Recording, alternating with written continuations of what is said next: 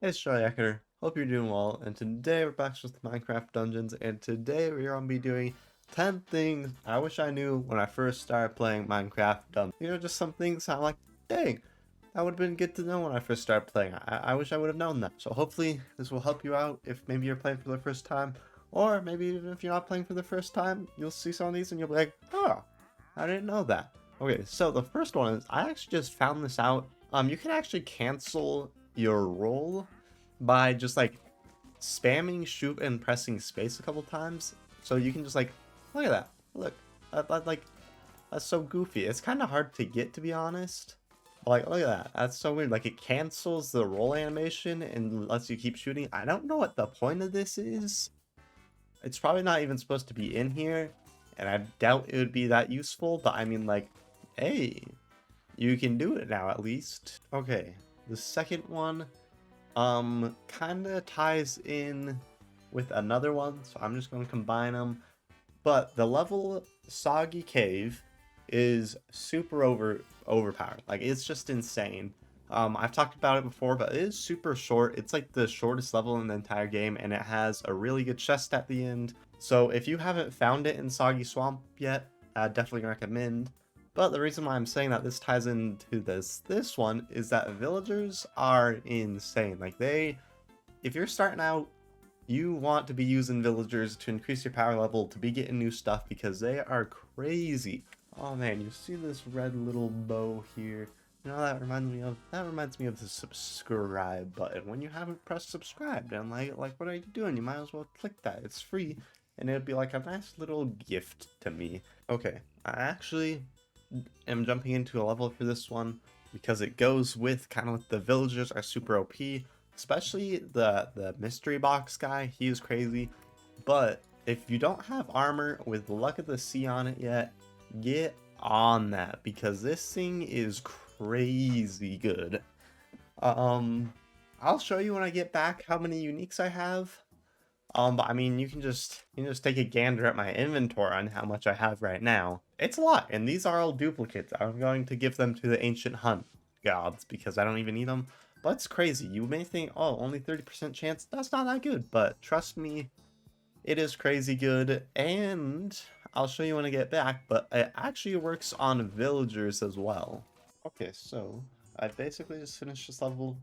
It maybe took me like 7 minutes, probably less. But this is the OP chest on Soggy Cave. It is guaranteed to be here every time, no matter what. It will always be there. And yeah, it's crazy. You can get tons of good loot from it. It's a good way to just up your power level if you want to do that. Okay, let's take a gander at these villagers. Boom, look at that. 2 uniques because Luck of the Sea.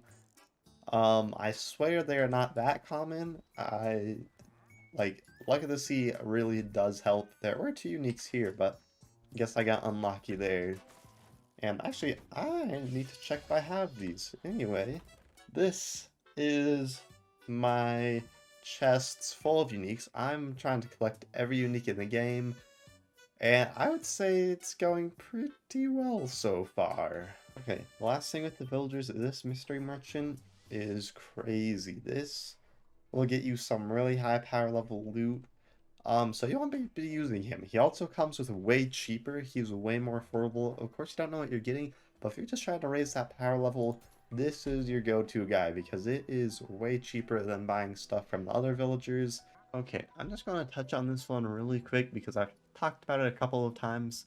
But a really important thing to know is that if you're switching from playing on like Xbox or a computer or a PlayStation, is it on PlayStation? I don't know. Either way, if you're switching from one device to another, you are going to have to buy the expansions again, which is really dumb because it knows that I bought them before, it knows that I have them, I have all the items, and when I bought this one again, it already had the checks marks, and so it knows that I've done it, yet it still wants me to buy them again. So that's just one thing to look out and to think about if you're thinking about buying the game on another console. Okay, this one, I don't know if it's that important to know, but I think it is cool to know. If you look down here, I have 52 arrows with my harp crossbow, but let's say I switch to the Slayer crossbow, I now have 19. And if I switch to, let's say, this auto crossbow, I now have 120. And so it actually depends on how many arrows you get and like how many you get per stack on your bow. So if you're like, man, I never have enough arrows, it may be because of the bow you're using. The more powerful ones gives you less arrows, and these ones that are a little bit less powerful and shoot a little like faster will usually give you more arrows. Okay, the sixth one, seventh one, I don't know. It'll be in the top left corner. I always lose count. But if you want to never die and just be super beefy, get yourself some fighters bindings or really any type of daggers. I really like the sheer daggers personally, but these aren't as built as these ones are. These enchantments are insane. But sheer daggers work too. I really like them. But as you can see, you know, radiance goes off pretty active, but if you use a mushroom, look at that. Look how fast it attacks and look how much radiance goes off. It's insane. Especially because these ones have double radiance, which is really good, and I didn't even max them all the way just because personally I don't use it too much. So if you want to just do tons of damage very quickly and just get healed and never die, daggers or fighters bindings with radiance is incredibly OP. Okay, the 8th one, or I think 9th one, if you stand right under a golem when it's doing this, and it does it right off the bat, it won't attack you. You can just chill here, you can give him a nice hug, and look how nice he is. He's so nice. I just chill. So this is a really easy way to choose redstone golems. I know, like, when you're playing on the power level that you should be, they are incredibly hard to kill. Like, these guys are tough, especially when they spawn in these mines. If you walk in them, you're dead for it, and I often just found myself running. So yeah, this is a really good way to take them down because it just lets you do it so easily. This one I think is also important to know because it actually threw me off quite a bit when I first started playing.